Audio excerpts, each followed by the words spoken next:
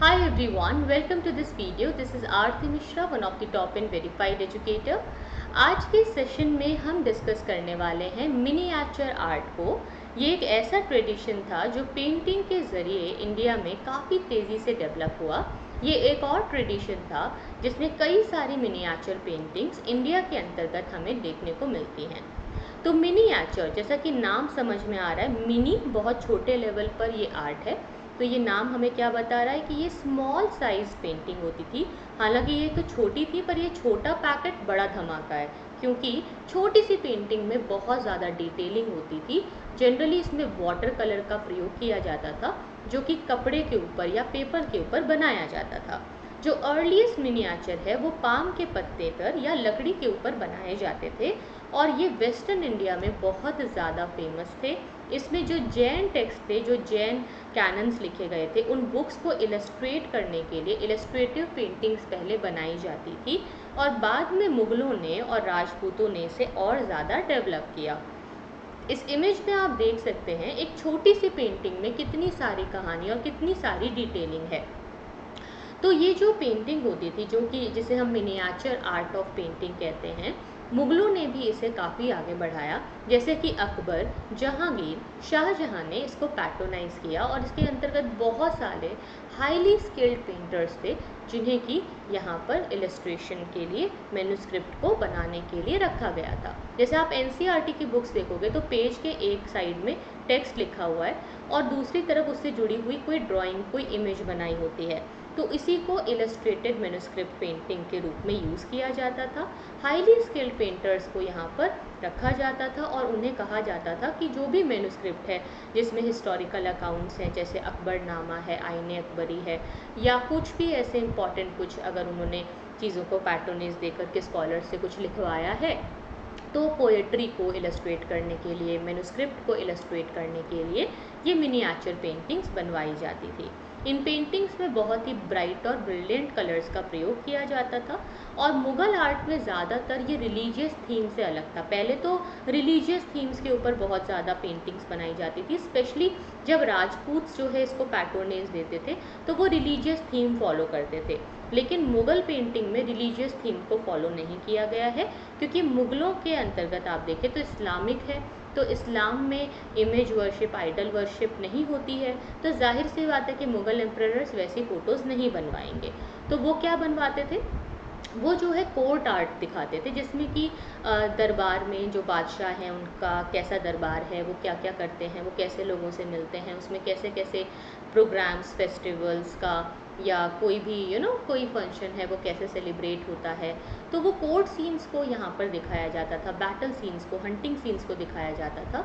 ये सब social life के कुछ एस्पेक्ट्स थे जिनके ऊपर पेंटिंग्स ये लोग बनवाते थे, और पेंटिंग्स को गिफ्ट के रूप में भी दिया जाता था, और ये बड़ा एक्सक्लूसिवली होता था जब राजा अपनी कोई पेंटिंग बनवा के किसी और को दिया करते थे, अपने क्लोज एसोसिएट्स को दे दिया करते थे। लेकिन जब मुग़ल एम्पायर डिक्लाइन हुआ तो ये जो पेंटर्स थे ये रीजनल स्टेट्स के अंतर्गत जो छोटे छोटे रूलर्स एमर्ज हो रहे थे उनके पास चले गए, और इसीलिए मुग़ल आर्टिस्ट का टेस्ट जो है हमारे डेक्कन इंडिया में, साउथ इंडिया में, या राजपूत कोर्ट्स के राजस्थानी स्टाइल के साथ मिक्स हो गया और वहाँ पर इन्फ्लुएंस करने लग गया। इससे हुआ ये कि बहुत सारे नए नए स्कूल ऑफ पेंटिंग आए, जैसे कांगड़ा स्कूल ऑफ पेंटिंग, यहाँ आप देख सकते हैं, जो कि कांगड़ा के इलाके में नॉर्थ इंडिया में था। तो ये एक स्कूल ऑफ पेंटिंग डेवलप हुआ। हम लोग कांगड़ा स्कूल ऑफ पेंटिंग और मिनिएचर पेंटिंग्स के और जो दूसरे ग्रोथ है उसको भी समझेंगे। तो देखिए, इस समय में होता क्या था कि जो राजपूत स्टाइल ऑफ पेंटिंग है वो भी मिनिएचर आर्ट फॉलो करती थी, पर उस समय में हुआ ये कि जो ये एक अलग कैरेक्टर है वो माइग्रेशन की वजह से बदला। इसमें रूलर्स के बारे में, कोर्ट सीन्स के बारे में मुग़लों ने जो पेंटिंग्स बनवाई थी वो ज़्यादा बनी, और मुग़लों ने इस चीज़ को फॉलो किया। लेकिन इसके अलावा जो, जैसे कि मैंने आपको बताया कि राजपूत जो थे, तो उनका पूरा बहुत सारा इलाका था, राजस्थान में अलग अलग सेंटर्स थे, मेवाड़, जोधपुर, बूंदी, कोटा, किशनगढ़, जहाँ पे माइथोलॉजिकल थीम्स हुआ करते थे, रामायण, महाभारत, ऐसे जो है कथाओं से थीम्स लिया करते थे। यहाँ पे मिनिएचर पेंटिंग और ज़्यादा डेवलप हुई, हिमालयन फुट हिल्स में भी डेवलप हुई। हिमाचल प्रदेश में जो है उसी को कांगड़ा स्कूल ऑफ आर्ट कहते हैं। लेट 17th सेंचुरी में बोल्ड और intense style of miniature painting आई, जिसे बशोली पेंटिंग कहते हैं।